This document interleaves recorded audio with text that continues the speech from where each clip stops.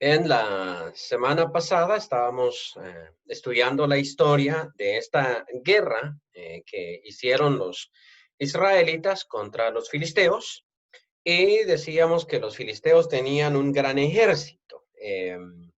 Dos veces mencioné que el ejército tenía 30 carros, pero el hermano César me corrigió más al rato y me dijo en efecto que la Biblia menciona que tenían no 30, sino 30.000 carros. O sea, era una cantidad de carros enorme, era un gran ejército.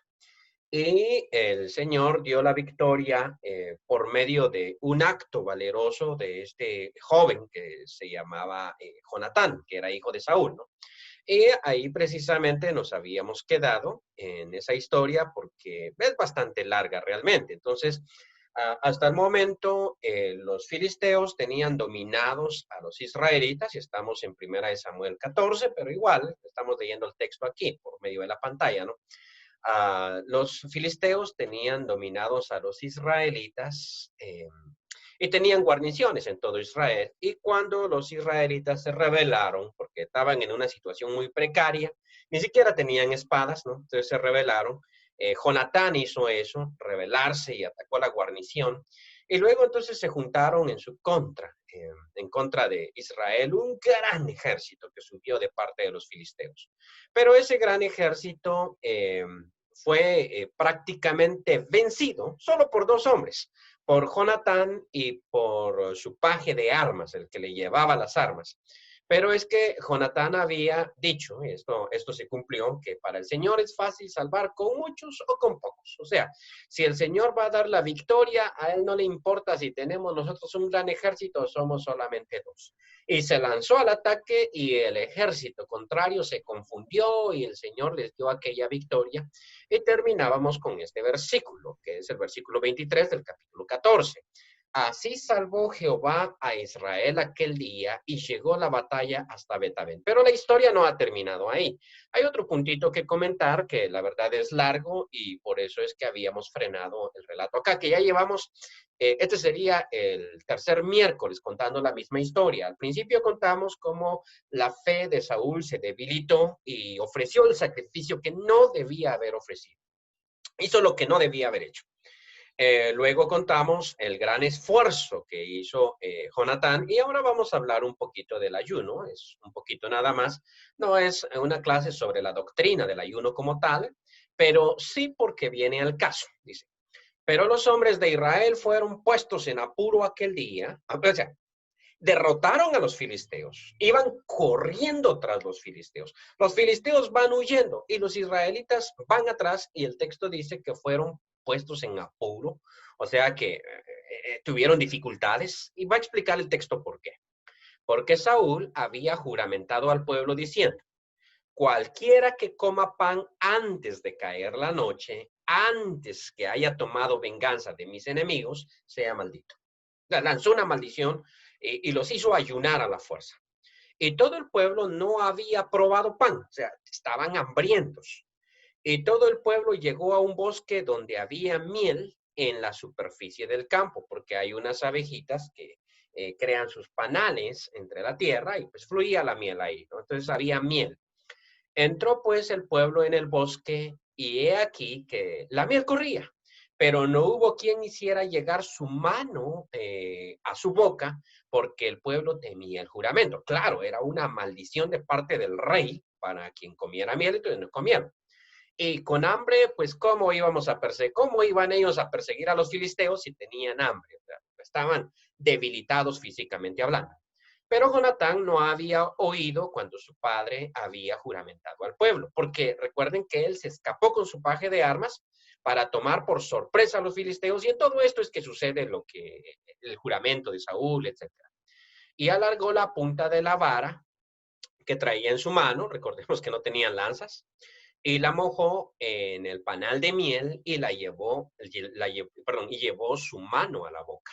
Y fueron aclarados sus ojos. O sea, mire, cuando uno tiene hambre, pues no sé si a ustedes les pasa, pero a mí me ha pasado, por ejemplo, que me levanto bien temprano o no he dormido bien por la noche y me pongo a estudiar porque mi trabajo es ese, ¿no? Es académico, entonces me pongo a leer y como que la vista se le nubla a uno, como que no termina de despertar, pero solo se toma un cafecito bien cargado, ¿no? Y ese cafecito bien cargado, yo lo tomo sin azúcar, pero si uno lo toma con azúcar todavía más y se le agrega leche, ese cafecito le aclara a uno la vista, ¿no? Entonces, le da algún tipo de energía. Esto le pasó a Jonatán, ¿no? O sea, él va sofocado, va con la visión nublada, no han comido, y de pronto agarra la miel, la lleva a su boca y todas las calorías que la miel tiene, obviamente. Eh, entonces, llevó a su boca, dice, mojó en el panal de miel y llevó su mano a su boca y fueron aclarados sus ojos. O sea, agarró fuerza. Entonces habló uno del pueblo diciendo, tu padre ha hecho jurar solemnemente al pueblo diciendo, maldito sea el hombre que tome hoy alimento. Y el pueblo desfallecía. O sea, iban ganando la batalla, pero estaban cansados, rendidos por el hambre, ¿no? Respondió Jonatán, mi padre ha turbado el país. Ved ahora cómo han sido aclarados mis ojos por haber gustado un poco de miel. Dice él. Cuánto más si el pueblo hubiera comido libremente hoy del botín tomado de sus enemigos, porque los filisteos tenían ahí que sus ovejas, que su carnita, que sus cosas, que sus alimentos, y todo eso lo dejaron porque salieron corriendo. ¿No se habría hecho ahora mayor estrago entre los filisteos? Una pregunta que tiene toda la lógica. E hirieron aquel día a los filisteos desde Micmas hasta Jalón, pero el pueblo estaba muy cansado. Y se lanzó el pueblo sobre el botín cuando Jonatán pone este ejemplo, y tomaron ovejas y vacas y becerros que tenían los filisteos ahí, porque los filisteos pensaban que iban a ganar, así es de que ya tenían todo el ganado para la celebración. Y los degollaron en el suelo, pero, y el pueblo los comió con sangre. O sea, esto no quiere decir que el pueblo estaba comiendo sangre, literalmente, o sea, que estaba bebiéndose la sangre de los animales, sino que para que la sangre salga del cuerpo del animal, el animal tenía que ser suspendido en el aire, ¿no? Para que la gravedad hiciera que la sangre bajara. Pero como les cortaban la cabeza o la yugular o trataban de desangrarlos en el piso, obviamente no hay gravedad y no le daban tiempo, pues entonces en cierto sentido y no había agua donde lavar, la gente empezó a comer la carne cocida, obviamente, o asada, qué sé yo, pero comían con sangre y esto estaba prohibido en el Antiguo Testamento. Y le dieron aviso a Saúl diciendo, el pueblo peca contra Jehová comiendo la carne con sangre, porque obviamente, aquí voy a aclarar una cosa.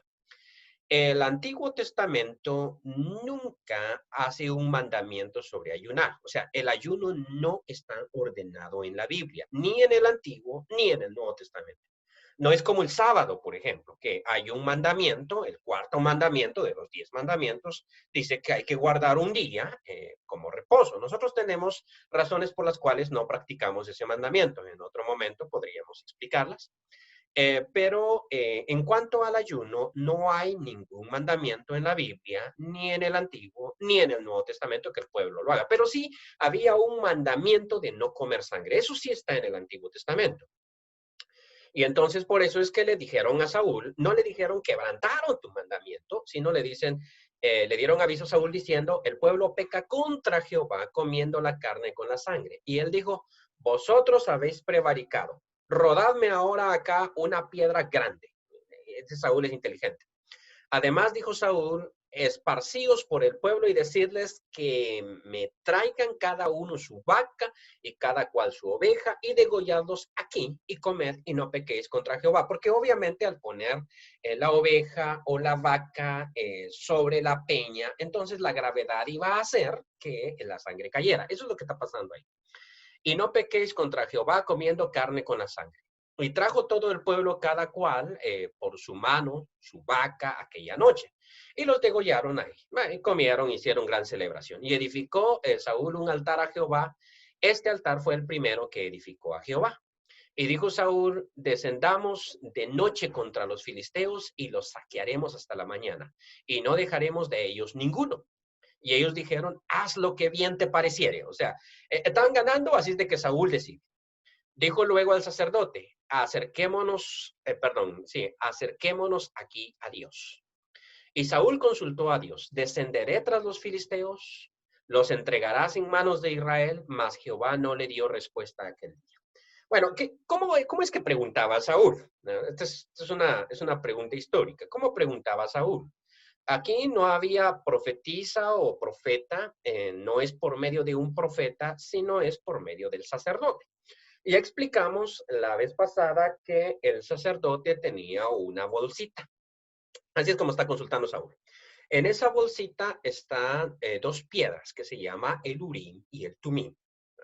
Y estas dos piedras son como una especie de dados, pero no son dados, sí, pero son como una especie de dados con dos caras. En una cara tienen la respuesta sí y en otra cara tienen la respuesta no. La verdad es que lo que yo estoy diciendo no proviene de que yo haya visto el Urim o el Tumim, sino de las especulaciones de los eruditos, ¿sí? Porque no se han encontrado un par de estos. Pero esta es la idea más lógica. Entonces tenían esas dos piedras y el sacerdote era el único que podía llevar el Urim y el Tumim, entonces los tenía en la mano y el rey consultaba al Señor, Señor, ¿voy a perseguir o no voy a perseguir? Era una respuesta de sí o no. No podía decirle qué me depara el futuro, porque esa no iba a tener respuesta, sino los persigo, sí o no. ¿Los vas a entregar en mis manos, sí o no? Y entonces el sacerdote consultaba al Señor sobre eso y arrojaba las piedras. Entonces, si las dos piedras caían sí, el Señor decía sí, vayan. Y si caían no, pues el Señor decía no. Pero como eran dos y tenían dos caras, había una posibilidad, o mejor dicho, 2 en 4. 50% de las posibilidades iba a caer sí y no a la vez. O sea, una piedra decía sí, otra decía no. Y cuando caía así sí y no, entonces lo que significaba es que el Señor no había contestado. O sea, se reservaba el Señor la respuesta. Y eso es lo que significa este pasaje de que más Jehová no le dio respuesta aquel día. O sea, no le contestó. Entonces, al no contestar, él se queda quieto, él no avanza. Entonces dijo Saúl, venid acá todos los principales del pueblo y sabed y ver en qué ha consistido este pecado hoy. Porque vive Jehová, que salva a Israel, que aunque fuere en Jonatán mi hijo, de seguro morirá. Y no hubo en todo el pueblo quien le respondiese, porque todo el pueblo sabía que Jonatán había sido, ¿sí? Todos lo sabían, pero a veces uno es muy largo para hablar. Uno a veces, por eso es que la Biblia dice en Eclesiastés que cuando uno se acerca a la casa de Dios, se acerque más para escuchar que para hacer promesas, porque una vez que uno las hace, las debe cumplir. Y esto le está pasando a Saúl. Obviamente él no sabe que Jonatán es, pero él dice, aunque fuera Jonatán, morirá. Si fue el que pecó. Dijo luego a todo Israel, vosotros estaréis a un lado y yo y Jonatán, mi hijo, estaremos al otro lado. Y el pueblo respondió a Saúl, haz lo que bien te parece. Mire que el pueblo le está siguiendo la corriente a Saúl en todo lo que Saúl dice. Vamos a pelear contra los filisteos, haz lo que bien te pareciere, nosotros te seguimos. Ustedes allá y nosotros aquí, haz lo que bien te pareciere, perdón. Entonces dijo Saúl a Jehová, Dios de Israel, da suerte perfecta. O sea, échala, la suerte. Y la suerte cayó sobre Jonatán y Saúl y el pueblo salió libre. Ahora, uno de los dos pecó, Jonatán o Saúl. Y Saúl dijo, echad suertes entre mí y Jonatán mi hijo.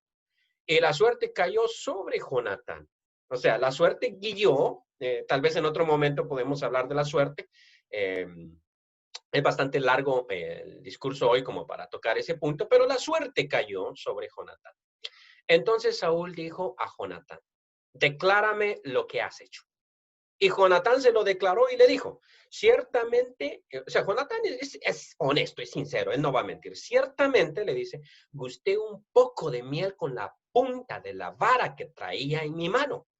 Y he de morir por haber hecho eso, o sea, por haber comido un poquito, he de morir. ¿Dónde está el mandamiento que dice que yo no podía comer hoy? Y Saúl respondió, así me haga Dios y aún me añada que sin duda morirás, Jonatán. Está dispuesto, Saúl está dispuesto a matar a su propio hijo en ese momento por haber transgredido el mandamiento que él había dado, que conste una vez más, lo digo, no estaba el mandamiento en la Biblia. Entonces el pueblo dijo a Saúl, ahora sí ya no le siguieron la corriente. Ha de morir Jonatán, el que ha hecho esta grande salvación en Israel, o sea, el pueblo se opone. No será así, dijo el pueblo. Vive Jehová, que no ha de caer un cabello de su cabeza en tierra, pues que ha actuado hoy con Dios. Así el pueblo libró de morir a Jonatán, y Saúl dejó de seguir a los filisteos, y los filisteos se fueron a su lugar. Bueno, ahí termina la historia. Entonces, llama la atención realmente cómo es que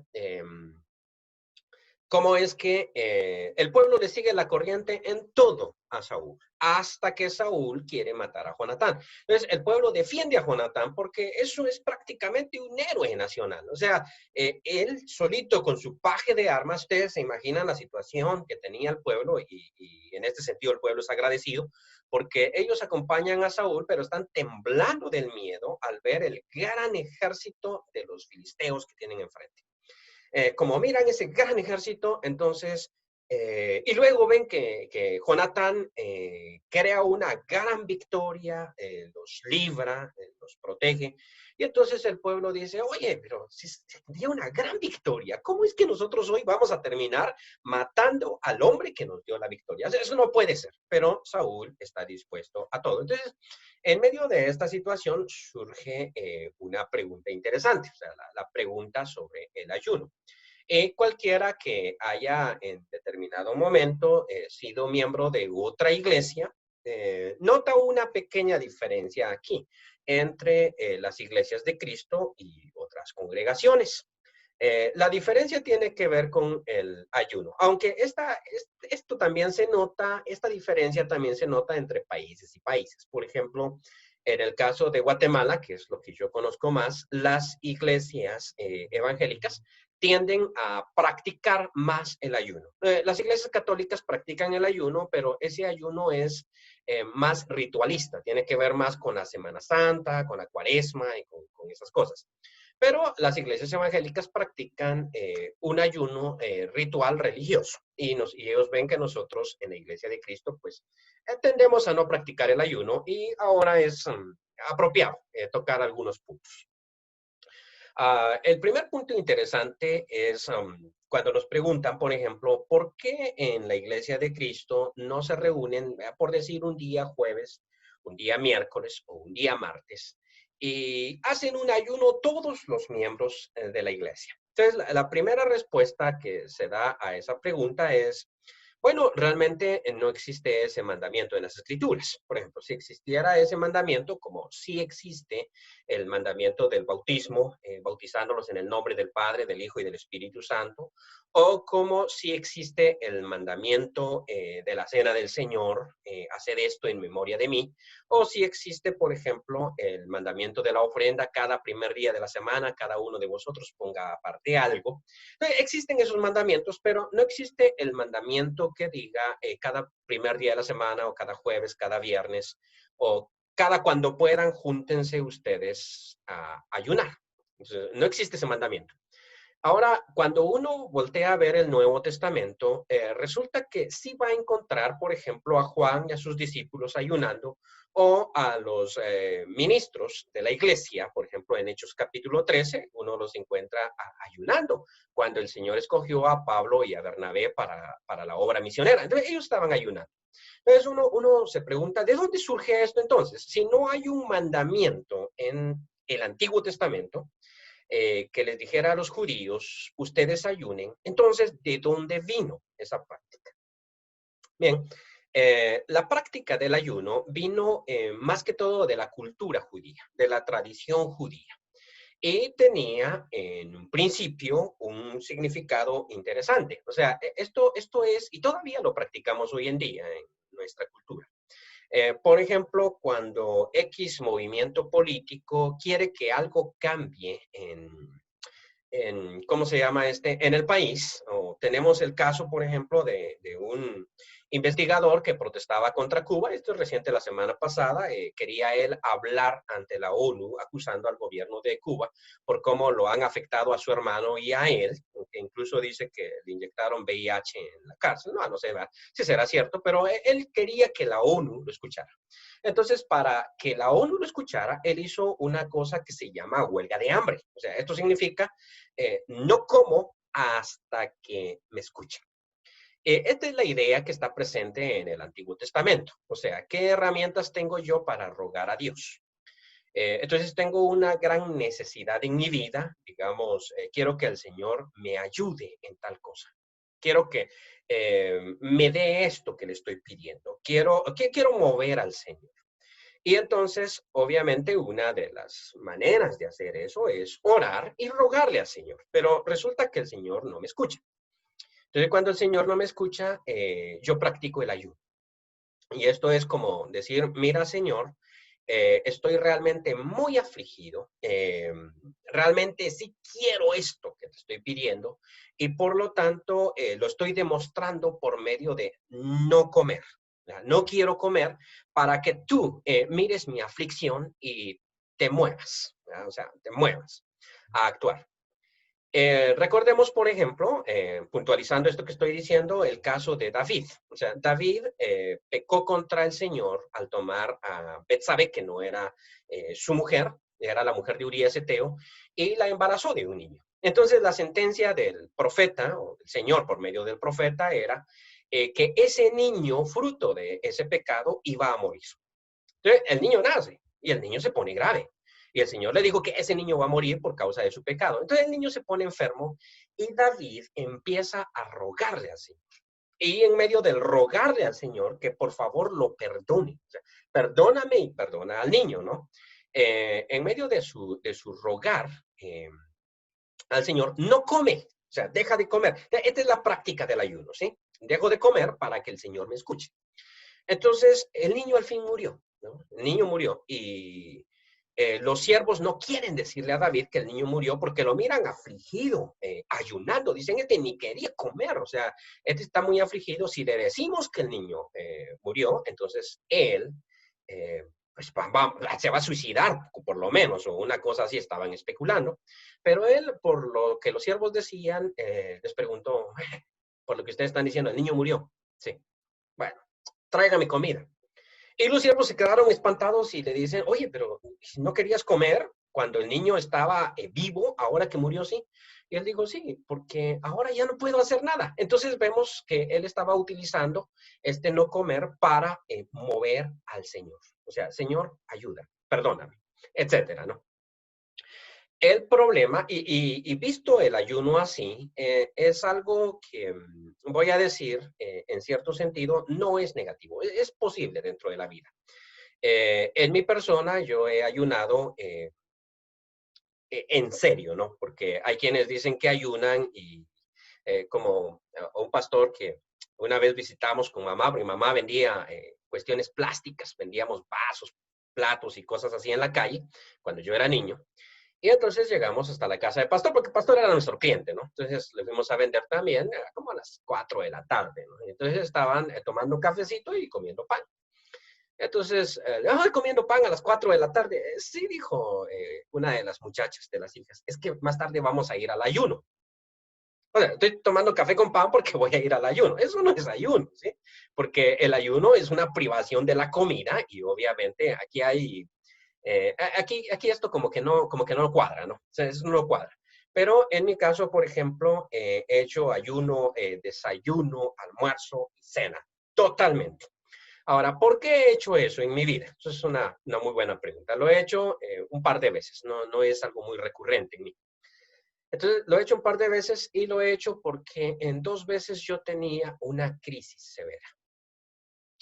Algo difícil, ¿verdad? De expresar, de contar incluso. Y en una situación así, entonces uno se pone en ayuno y oración. O sea, voy a orarle al Señor y este día yo no voy a comer absolutamente nada, sino que voy a entregarme al Señor, obviamente. Después de pasar el día, que es lo más que he ayunado, hay gente que dice que ha ayunado 14 días, 20 días. No estoy seguro de eso realmente, pero no tengo por qué dudar, ¿no? En mi persona, lo más que he ayunado es un día porque me lo he propuesto. Voy a ayunar un día. Incluso tengo muchas anécdotas sobre esos días famosos en que yo he tenido que ayunar. Por ejemplo, vivía en la casa de una hermana en Colombia y Obviamente usted no tiene que decirle a la persona que está ayunando, es usted y el Señor nada más, y la dificultad que yo tengo y tengo que hacer todo mi trabajo, hasta ir a hacer mis visitas, negar cuando me dan cafecito con pan, porque yo tengo ayuno completo. Y entonces le digo a la hermana, no, hoy no voy a desayunar, pero no le dije por qué. Entonces al mediodía ella me tenía preparado un banquete ahí porque dijo, pobre el hermano no desayunó, así es de que para el mediodía le voy a preparar una comida muy buena.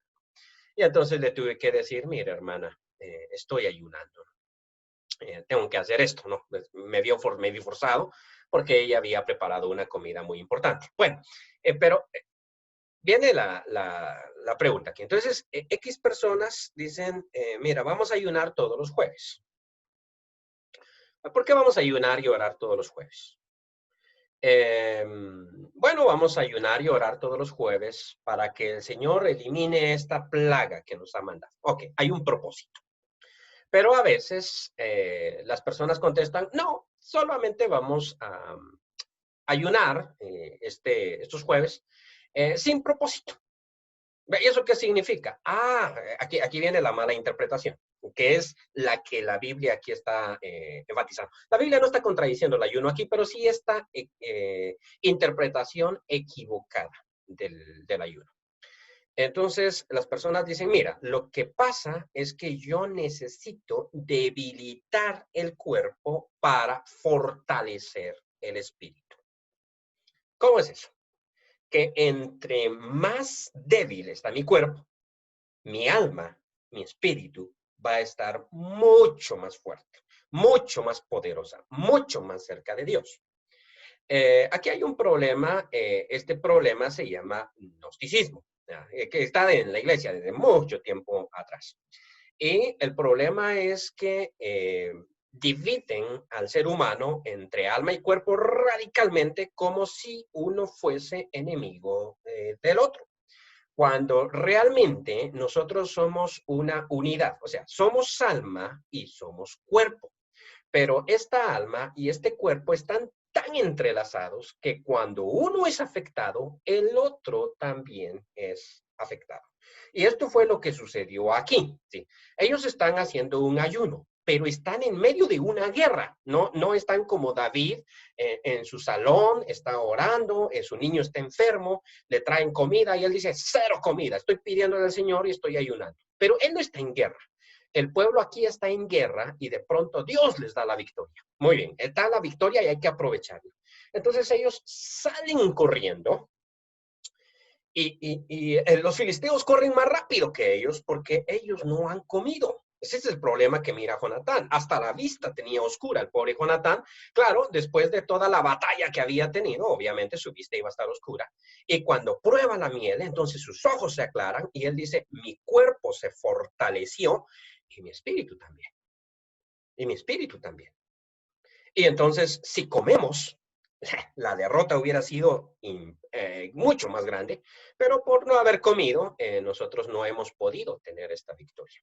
Entonces, viene la pregunta. Mira, si yo dejo de comer, vamos a plantearla de esta manera. Si yo dejo de comer, mi inteligencia va a crecer. No, olvídelo. Si usted tiene un examen mañana, por ejemplo, que esta no es la situación ahora, creo yo, no sé si está en la universidad o no, pero lo mejor es comer bien. Lo mejor es bien comer bien y ya. Y presentarse al examen fortalecido físicamente. Y lo mejor es que coma bien, duerma bien, se levante descansado, se bañe y luego se prepare para el examen. Bien fortalecido físicamente, su inteligencia se va a fortalecer.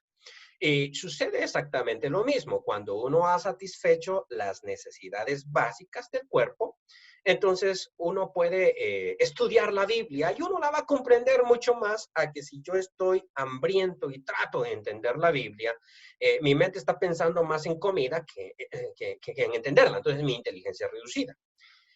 Lo mismo va a suceder en todas las facultades. Entonces, eso de que el ayuno me va a fortalecer espiritualmente no es del todo cierto. No es del todo cierto. Ahora, pensándola en otro sentido, ¿no? ¿El ayuno es una práctica aconsejable? Sí, ok, ya habíamos dicho que sí. Es una práctica individual o sea, no hay una prohibición en la Biblia y yo tengo que hacerlo cuando yo tengo una gran necesidad. Muy bien.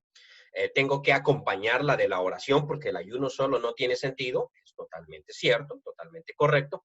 Pero también debo tener cuidado de lo siguiente. Dios nos ha dado a nosotros un cuerpo y nosotros vivimos en este cuerpo. Este cuerpo tiene ciertas necesidades. Por ejemplo, si yo soy una persona joven, mi cuerpo funciona bien, yo puedo hacer un ayuno de 2, 3 días sin ningún problema. Si yo soy una persona que sufre de diabetes, no es recomendable que yo haga un ayuno, porque la persona diabética necesita comer a cada rato. O sea, una persona que es diabética y de pronto deja de comer un tiempo de comida, su azúcar le baja o luego le sube y se desregulariza. Entonces, la persona tiene que estar bien saludable para tener este tipo de prácticas, porque su cuerpo puede verse altamente afectado. Por ejemplo, no estoy seguro, hermano, si estoy contagiado o no de este virus. ¿Debería yo de ayunar? No. ¿Debería de orar? Sí. Sí, sí, sí. Porque el Señor hace grandes cosas y las hace con poco o con mucho. Ayune usted o no ayune, el Señor lo va a ayudar. No me preocupe por eso. Pero ayunar no es aconsejable, no, porque por el contrario, va a debilitar su cuerpo. Por el contrario, sus defensas van a bajar. Por el contrario, es como decirle al virus, atácame, que aquí estoy yo. Surge una pregunta, luego voy a contestar a las preguntas que me han hecho acá. Surge una pregunta hipotética, ¿no? El Señor Jesús cuando... Bueno, sí, aquí está la pregunta, pero primero voy a ir a las preguntas así como han surgido. Dice el hermano Quirós, hermano, una pregunta, dice, tal vez la responda al final. ¿Qué pasa con las iglesias de Cristo que practican el ayuno hoy en día? Pregunto esto porque he visto en algunas iglesias en El Salvador y acá en Tegucigalpa que practican en determinado día. Muy bien.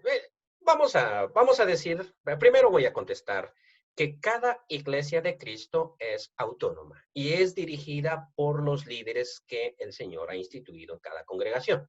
Entonces, lo que yo voy a decir nada más es contestando nosotros para entender, pero no estoy haciendo una crítica para lo que ellos hacen, porque ellos tendrán las razones. Entonces, voy a contestar de esta forma. Si hay un propósito por el cual se practica el ayuno, está bien. Por ejemplo, una situación como nosotros hemos organizado un culto especial de oración. Ok, entonces estamos pidiéndole al Señor fortaleza espiritual o estamos pidiéndole al Señor, Señor, sana a este enfermo que está en el lecho y queremos ayunar por este enfermo para que tú nos escuches. Ok, pero si ya es una práctica sin sentido, solo nos reunimos. ¿Y para qué? Para fortalecer el espíritu.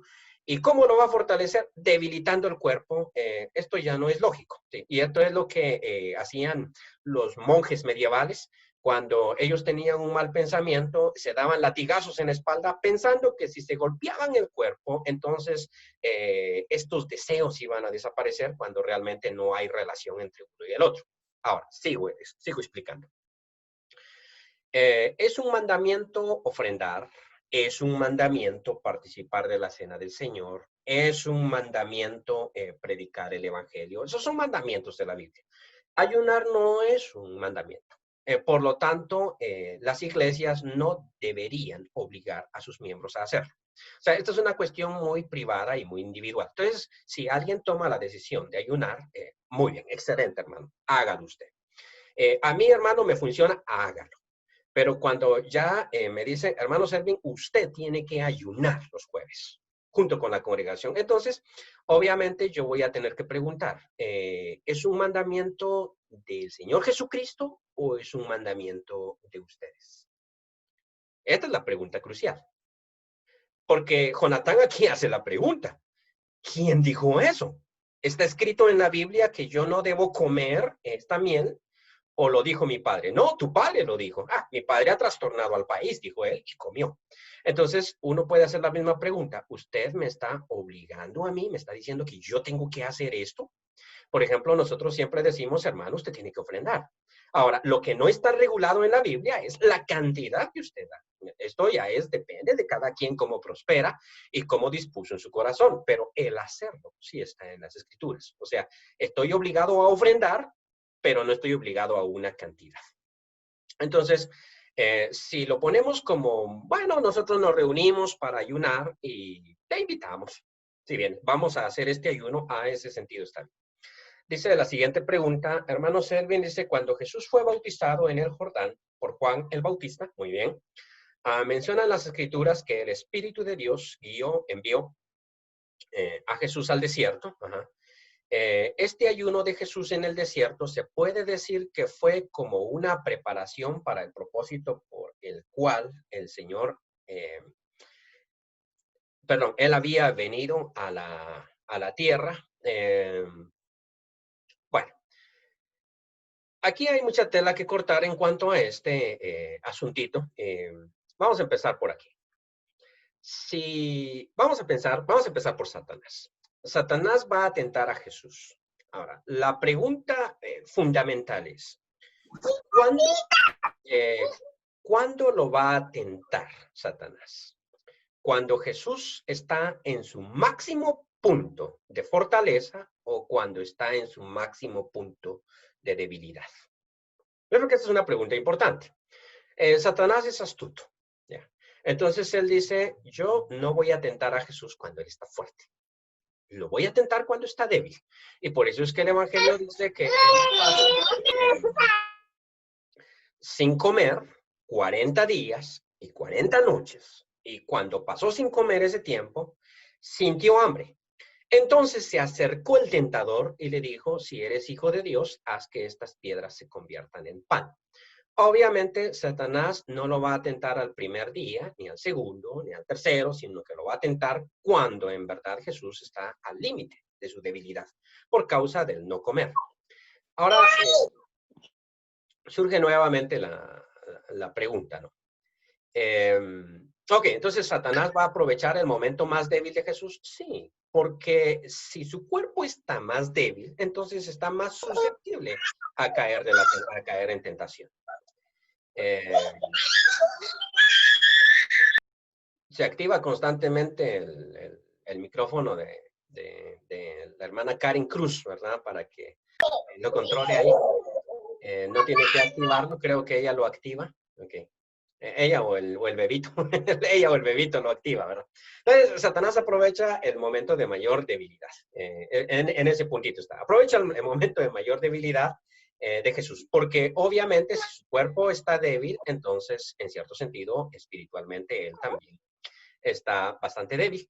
Es como lo que hemos propuesto. ¿En qué momento yo puedo renegar más de Dios? Cuando estoy bien, tengo comida en mi casa, no hay ninguna plaga cerca, o cuando estoy en aprietos, no tengo nada que comer esta noche, no sé si estoy enfermo o me siento enfermo. En este momentito es cuando mi fe es probada, más fuerte. Y desde este momentito es en el que Satanás se aprovecha para atacarme. O sea, por ejemplo, si yo no tengo nada que comer y de pronto no sé si estoy, pues bueno, no sé si estoy enfermo o no, entonces Satanás se va a acercar a mi oído y me va a decir, ya te fijaste que los hermanos de la iglesia ni siquiera te han saludado hoy, porque yo estoy débil.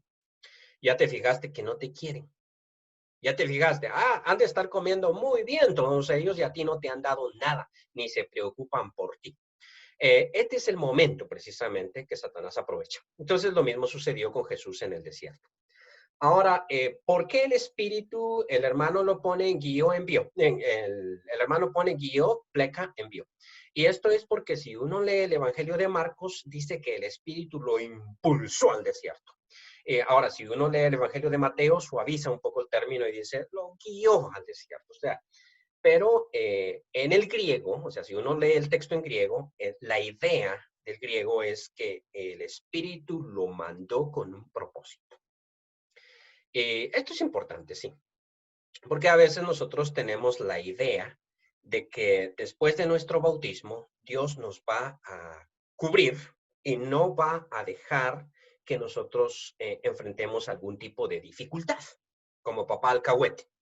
Pero lo que pasa con Jesús es totalmente lo contrario. En el bautismo, el Espíritu desciende sobre él y lo que el Espíritu hace, en vez de resguardarlo, alejarlo del conflicto, es meterlo al conflicto, o sea, lo manda al desierto y en el desierto va a ser probado. Ahora, el no comer de Jesús, aquí viene lo que yo dije, aquí hay mucha tela que cortar. Según la mitad de los intérpretes, el no comer de Jesús era un trabajo espiritual, es decir, Jesús ayunó intencionalmente. Pero según la otra mitad de los intérpretes, opinan que no, que Jesús los 40 días y 40 noches en el desierto no comió, pero que no fue intencional. No fue intencional, sino que fue por las circunstancias del desierto. Ahora, ¿qué es lo que sucede? Déjenme explicarles. En el desierto, Israel fue tentado, igual que Jesús. O sea, Israel es sacado de Egipto, atraviesa el mar, mira la gran obra poderosa de Dios, y luego es internado en el desierto. Y en el desierto Israel no tiene ni agua ni pan. Y al no tener estas situaciones, que son obviamente básicas, cualquiera que ha tenido hambre sabe que eso es duro, eso es difícil, entonces Israel empieza a murmurar sobre Dios. Bueno, ¿qué le pasa a Dios? No habían tumbas en Egipto que nos hiciera morir allá, nos tiene que traer a este desierto para morir, donde no hay nada que comer y no hay agua. Y entonces, después de la murmuración, después de todo lo que hace Israel, entonces, cuando caen ante la prueba, porque obviamente es probado y cayó, porque murmuró del Señor, viendo la gran obra que había hecho, no confiaron en él. Entonces el Señor les manda el maná y les hace fluir agua de la peña. Jesús es la misma prueba, o sea, bautiza, va para el desierto, en el desierto no hay comida. Y 40 días y 40 noches el Señor aguanta hambre sin decir absolutamente nada, sin quejarse en lo más mínimo. O sea, voy a aguantar. Y la tentación de Jesús, que es de Satanás a Jesús, es la misma tentación que nos hace hoy en día. Si eres hijo de Dios, ¿por qué tienes que pasar hambre? Esta es la tentación que Satanás me va a decir. Si eres hijo de Dios, Selvin, ¿por qué te tienes que enfermar? Si eres hijo de Dios, ¿por qué tienes que tener necesidad económica? Si eres hijo de Dios, ¿por qué te tienen que despedir del empleo? Si eres hijo de Dios, y lo que Satanás quiere poner en tela de juicio es que yo soy hijo de Dios. Y aquí es donde yo debo confiar. Yo soy un hijo de Dios. Y aquí es donde Israel fracasó, Jesús triunfó. Porque Jesús, en vez de caer en la tentación y decir, de veras que yo soy un hijo de Dios, pues debería de convertir esas piedras en pan, porque yo aquí muriéndome de hambre y yo siendo un hijo de Dios, convierto las piedras en pan. Jesús le dice a Satanás, mira, no solo de pan vivirá el hombre. Ah, no, no, no, no, no. Vivirá de toda palabra que sale de la boca de Dios. El pan es importante y es necesario, pero no es lo básico, no es lo esencial que a mí me va a mantener. Después de soportar Jesús las diferentes tentaciones que Satanás le impuso, nosotros encontramos que los ángeles bajaron del cielo y le servían pan a Jesús. Entonces, comer no era un problema. El problema era, ¿voy a renegar de esta situación y a desconfiar de Dios o voy a confiar en que Dios me va a tener bien a pesar de las circunstancias que yo estoy viviendo? Y este es el punto realmente que nosotros tenemos que resaltar en nuestra propia vida. O sea, algunos vamos a ser probados en una forma, otros en otra, porque Satanás tiene muchas formas interesantes de probarlo aún. Pero lo que nosotros, como predicaba el día domingo, jamás tenemos que olvidar es que Dios nos ama. Jamás. Sin importar las circunstancias adversas. Sin importar las circunstancias adversas que nosotros tengamos, Dios nos ama. Siempre nos protege. Siempre nos cuida. Oye, pero no tienes nada que comer. Sí, el Señor ya sabe y se va a preocupar por mí. O sea, yo no tengo que preocupar, ¿ya? Porque el Señor se va a preocupar por mí. Recuerdo cuando era niño, incluso quebrar un lápiz o perder el lápiz de la escuela era una gran dificultad. Pero cuando yo venía y me armaba de valor y le contaba a papá, fíjate que perdí el lápiz, mi papá me decía, tranquilo, yo lo voy a solucionar. Entonces yo ya estaba tranquilo. Me va a jugar, papá va a solucionar ese problema. No tengo ningún problema. Y esto es lo que Jesús hace. Confía en Dios plenamente. Bien, no sé si hay alguna otra pregunta. Si no, es todo por hoy.